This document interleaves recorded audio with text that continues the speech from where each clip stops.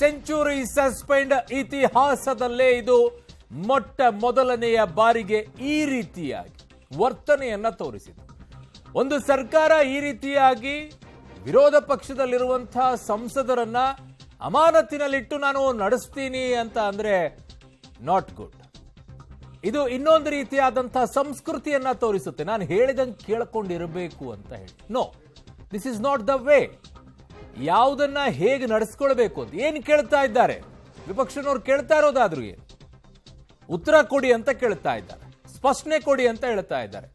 ಆ ಉತ್ತರವನ್ನ ಕೊಡೋಕ್ಕೂ ಕೂಡ ಆಗದೇನೆ ನಾನು ಹೇಳಿದಂಗೆ ನಡಿಬೇಕು ಅನ್ನುವಂಥ ಮನಸ್ಥಿತಿಯನ್ನ ಇಟ್ಕೊಂಡು ಈ ರೀತಿ ಸಂಸದರನ್ನ ಇತಿಹಾಸದ ದಾಖಲೆಗಳಲ್ಲಿ ಬರೆದಿಡುವಂತ ರೀತಿಯಲ್ಲಿ ಸಂಸದರನ್ನ ಅಮಾನತು ಮಾಡುವಂತ ಪರಿಸ್ಥಿತಿಗೆ ಬಂದಿದೆ ಕೇಂದ್ರ. ಯಾಕೆ?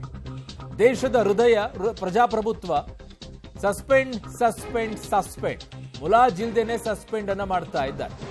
ಸಂಸತ್ನಲ್ಲಿ ಸದ್ದು ಗದ್ದಲ ಮಾಡಿದಂತಹ ಸಂಸದರನ್ನೆಲ್ಲ ಅಮಾನತಿನಲ್ಲಿ ಇಡ್ತಾ ಇದ್ದಾರೆ. ಇತಿಹಾಸದಲ್ಲೇ ಮೊದಲ ಬಾರಿಗೆ ದಾಖಲೆಯ ಸಸ್ಪೆಂಡ್ ಆಗಿರೋದು. ಚಳಿಗಾಲದ ಅಧಿವೇಶನದಲ್ಲಿ ಅತಿ ಹೆಚ್ಚು ಸಂಸದರನ್ನ ಸಸ್ಪೆಂಡ್ ಮಾಡಿದ್ದಾರೆ. ಪ್ರಜಾಪ್ರಭುತ್ವ ದೇಗುಲದಲ್ಲಿ ಏನಾಗ್ತಾ ಇದೆ ಅಂತ. ಅವತ್ತು ಕಲರ್ ಗ್ಯಾಸ್ ಅನ್ನ ಇಟ್ಕೊಂಡು ಹೋಗಿ ಕೆಳಗಡೆಗೆ ಜಂಪ್ ಮಾಡಿದಂತಹವ್ರು ಹೇಗೆ ವರ್ತನೆಯನ್ನ ಮಾಡಿದ್ರು, ಇವತ್ತು ಅದಕ್ಕಿಂತಲೂ 2 ಪಟ್ಟು ನೀವು ವರ್ತನೆಯನ್ನ ಮಾಡ್ತಾ ಇದ್ದೀರಾ. ನಾನು ಹೇಳ್ದಂಗೆ ನಡ್ಕೊಳ್ಬೇಕು ಅಂತ ಹೇಳಿ. ಇದು ಹಿಟ್ಲರ್ ಸಂಸ್ಕೃತಿ ಅಲ್ಲ. ಆ ಥರ ಬರಬಾರ್ದು. ಇದು ಪ್ರಜಾಪ್ರಭುತ್ವವಾಗಿರುವಂತಹ ದೇಶ. ಇಲ್ಲಿ ನಾವು ಏನ್ ಬೇಕಾದ್ರೂ ಮಾಡಬಹುದು. ನನಗೆ ಜನ ಪೂರ್ತಿಯಾಗಿ ಬಹುಮತವನ್ನ ಕೊಟ್ಟುಬಿಟ್ಟಿದ್ದಾರೆ, ನಾನು ಹೇಳ್ದಂಗೆ ಕೇಳಬೇಕು ಅನ್ನುವಂಥ ಮನಸ್ಥಿತಿ ನಾಟ್ ಗುಡ್. ಇನ್ನುಳಿದಂಥ ಎಲ್ಲವೂ ಓಕೆ. ನೀವು ಉಳಿದಂಥ ವಿಚಾರಗಳನ್ನ ನೀವೇನು ಎತ್ತುತ್ತೀರಾ ಅವುಗಳಿಗೆ ದೇಶ ನಿಮ್ಮ ಜೊತೆಗೆ ನಿಂತ್ಕೊಳ್ಳುತ್ತೆ. ಬಟ್ ಅಟ್ಲೀಸ್ಟ್ ವಿರೋಧ ಪಕ್ಷದಲ್ಲಿರೋರನ್ನ ವಿಶ್ವಾಸಕ್ಕೆ ತೆಗೆದುಕೊಳ್ಳಕ್ಕೂ ಆಗದೇನೆ ಈ ರೀತಿಯಾಗಿ ವರ್ತನೆಯನ್ನ ಮಾಡಿದ್ರೆ ಹೇಗೆ ಸರಿ? ಅದು ಪ್ರಜಾಪ್ರಭುತ್ವದಲ್ಲಿ. ಸಂಸತ್ನಲ್ಲಿ ಸಸ್ಪೆಂಡ್ ಸೆಂಚುರಿ. ಸ್ಪೀಕರ್ ಅವರ ಗುಗ್ಲಿಗೆ ವಿಪಕ್ಷ ಆಲ್ ಔಟ್ ಆಗಿದೆ. ಇದ್ದ ಬದ್ದ ಪ್ರತಿಪಕ್ಷ ಸಂಸದರನ್ನೆಲ್ಲ ಸಸ್ಪೆಂಡ್ ಮಾಡಿಟ್ಟಿದ್ದಾರೆ. ದಾಖಲೆಯ 141 ವಿರೋಧ ಪಕ್ಷದ ಪ್ರಮುಖ ಸಂಸದರನ್ನ ಹೊರಕ್ಕೆ ಹಾಕಿದ್ದಾರೆ. 141 ನಿಯಮ ಉಲ್ಲಂಘನೆ, ದುರ್ನಡತೆ ಅಂತ ಹೇಳಿ ನಿಯಮಗಳನ್ನ ಹಾಕಿ ಅವರನ್ನ ಈ ಅಧಿವೇಶನ ಮುಗಿಯುವವರೆಗೂ ಅವರ ಅಮಾನತಿನಲ್ಲಿರಬೇಕು ಅಂತ ಅವರನ್ನ ಅಮಾನತಿನಲ್ಲಿ ಇಟ್ಟಿದ್ದಾರೆ. ಏನ್ ಕೇಳಿದ್ದವರು? ಏನ್ ಕೇಳಬಾರ್ದು? ಏನಾದ್ರು ಕೇಳಿದ್ರ ನಿಮಗೆ? ಇಂಥದ್ದಾಗಬೇಕು, ಇಂಥದ್ದು ಮಾಡಬೇಕು? ನೋ, ಉತ್ತರವನ್ನ ಕೇಳಿದ್ದಾರೆ. ಉತ್ತರವನ್ನ ಕೊಡೋಕ್ಕೂ ಕೂಡ ಕಷ್ಟನ. ಗೃಹ ಸಚಿವರು ಬರಬೇಕು, ಉತ್ತರ ಕೊಡಿ ಅಂತ ಕೇಳ್ತಾ ಇದ್ದಾರೆ. ಪ್ರಧಾನಿಗಳ ವಿಚಾರದಲ್ಲಿ ಮಾತನಾಡಿ ಅಂತಿದ್ದಾರೆ. ಏನ್ ಕೇಳಬಾರದು ಕೇಳಿದ್ದಾರೆ. ಆದ್ರೆ ಅವ್ರನ್ನ ಅಮಾನತು ಮಾಡ್ತೀರಾ? ಕಳಿಸ್ಬಿಡಿ.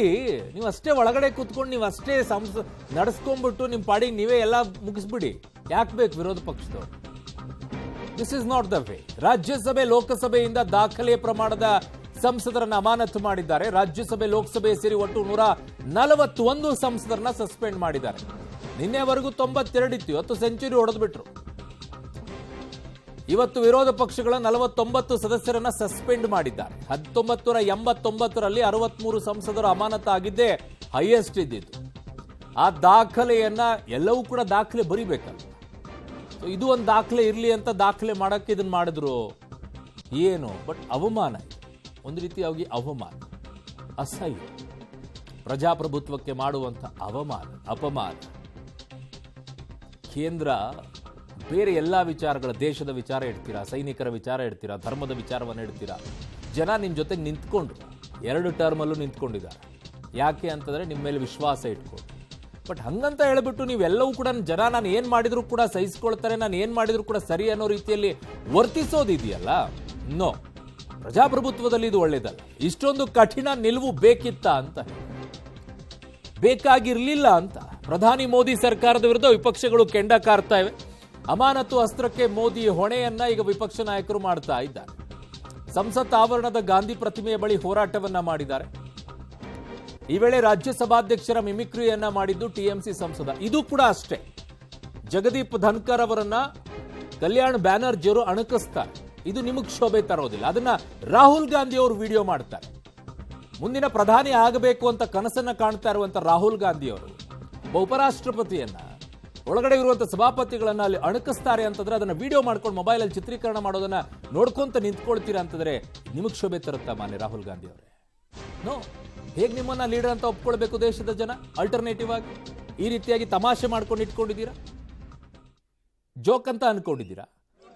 ಅವ್ರಿಗೆ ಗೌರವ ಕೊಡದೇ ಇದ್ರು ಆ ಹುದ್ದೆಗಾದ್ರೂ ಗೌರವವನ್ನು ಕೊಡೋದನ್ನ ಕಲಿಬೇಕಲ್ವಾ? ಮಿಮಿಕ್ರಿಯನ್ನ ಮಾಡ್ಕೊಂಡು ಕೂತ್ಕೊಳ್ಳೋದು ಏನಾದ್ರು ಜೋಕ್ ಮಾಡ್ಕೊ ತಮಾಷೆ ಮಾಡುವಂತ ಜಾಗ ಅನ್ಕೊಂಡಿದ್ದೀರಾ? ಮಸ್ಟ್ ಸೀರಿಯಸ್ ಆಗಿರಬೇಕಾಗಿರುವಂತ ಜಾಗ. ನಿಮ್ಮನ್ನು ಅಮಾನತು ಮಾಡಿದ್ದಾರೆ, ಆ ಜಾಗದಲ್ಲಿ ಸೀರಿಯಸ್ ಆಗಿ ಪ್ರೊಟೆಸ್ಟ್ ಮಾಡಬೇಕಾಗಿದ್ದು, ಅಲ್ಲಿ ತಮಾಷೆ ಮಾಡ್ಕೊಂಡು ನೋಡಿ. ಅಲ್ಲಿ ಧರಣಿಯನ್ನ ಮಾಡ್ತಾ ಇರುವಂಥದ್ದು ಯಾತಕ್ಕೋಸ್ಕರ? ಅಮಾನತ್ತಿನಲ್ಲಿ ಇಟ್ಟಿದ್ದಕ್ಕೋಸ್ಕರ. ಈ ರೀತಿಯಾಗಿ ಪ್ರಜಾಪ್ರಭುತ್ವದ ಕಗ್ಗೊಲೆಯನ್ನ ಮಾಡಲಾಗ್ತಾ ಇದೆ ಅಂತ ಹೇಳಿ ನೀವು ಹೋಗಿ ಕೂತ್ಕೊಂಡು ಮಾಡಿದ್ದೇನಲ್ಲಿ. ಯಾರೋ ಒಬ್ರು ಈ ರೀತಿಯಾಗಿ ಮಾಡೋದ್ರಿಂದ ನಿಮ್ಮ ಉಳಿದಂಥ ಎಲ್ಲ ಧರಣಿಗೂ ಕೂಡ ಈ ರೀತಿ ಆಗೋಗುತ್ತೆ ಅಂತ. ಕಾರಣ ಅಲ್ಲಿ ನೋಡಿ, ಅಲ್ಲಿ ಜೋಕರ್ ತರ ಇರ್ತೀರ ನೀವು. ನಿಮ್ಮನ್ನು ನೋಡೋದೇ ಜನ ಜೋಕರ್ ರೀತಿಯಲ್ಲಿ. ಯಾವುದಕ್ಕೆ ಗೌರವ ಕೊಡಬೇಕು? ಹುದ್ದೆಗೆ ಗೌರವವನ್ನು ಕೊಡದೇ ಇದ್ರೆ ನಿಮ್ಮನ್ನು ಯಾಕೆ ಒಬ್ಬ ನಾಯಕ ಅಂತೇಳಿ ಜನ ಒಪ್ಕೊಳ್ಬೇಕು? ಅದನ್ನ ರಾಹುಲ್ ಗಾಂಧಿ ಅವರು ವಿಡಿಯೋ ಬೇಡ ಮಾಡ್ತಾರೆ. ಅದು ಹೇಗೆ ಮಾಡ್ತೀರಾ ಸರ್ ನೀವು? ಮುಂದೆ ಒಬ್ಬ ನಾಯಕನಾಗಿ ನಿಂತ್ಕೊಳ್ಬೇಕು ಅಂತ ಹೇಳಿ ಭಾರತ್ ಜೋಡೋ ಅಂತ ಮಾಡಿದ್ರಿ. ಈ ರೀತಿಯಾಗಿ ಹುದ್ದೆಗಳಿಗೆ ಅಗೌರವವನ್ನು ತೋರಿಸೋಕ್ಕೋಸ್ಕರ ಹೇಳಬೇಕಾಗಿದ್ದು ನೀವು ಅಲ್ಲಿ. ಸಂಸತ್ತಿಗೆ ನುಗ್ಗಿದ ಆರೋಪಿಗಳಿಗೆ ವಿಪಕ್ಷಗಳು ಬೆಂಬಲವನ್ನ ಕೊಟ್ಟಿವೆ ಅಂತ ಹೇಳಿ ಪ್ರಧಾನಿ ಮೋದಿ ಅವರು ಕಿಡಿಕಾರಿದ್ರು. ಪ್ರತಿಪಕ್ಷಗಳ ನಾಯಕರ ವಿರುದ್ಧ ಪ್ರಧಾನಿ ನರೇಂದ್ರ ಮೋದಿ ಅವರ ಕಿಡಿ ಇದು. ಪ್ರತಿಪಕ್ಷಗಳ ಈ ವರ್ತನೆ ಅವರಿಗೆ ತಿರುಗುಬಾಣವಾಗಲಿದೆ. ಲೋಕಸಭೆಯ ಚುನಾವಣೆಗಳಲ್ಲಿ ವಿಪಕ್ಷಗಳು ಇನ್ನಷ್ಟು ಕುಸಿಯೋದು ಖಚಿತ ಅಂತ ಸಂಸದೀಯ ಸಭೆಯಲ್ಲಿ ವಿರೋಧ ಪಕ್ಷಗಳ ವಿರುದ್ಧ ಮೋದಿ ಅವರು ವಾಗ್ದಾಳಿಯನ್ನ ಮಾಡಿದ್ದಾರೆ.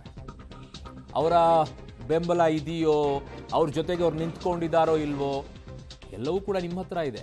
ತನಿಖೆಯಿಂದ ಪ್ರೂವ್ ಮಾಡಿಸಿ.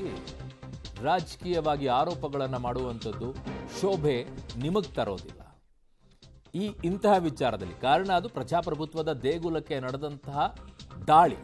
ಆ ವಿಚಾರದಲ್ಲಿ ನಿಮ್ಮ ರಾಜಕೀಯ ಸರಿಯಲ್ಲ ಅಂತ ಅನಿಸುತ್ತೆ.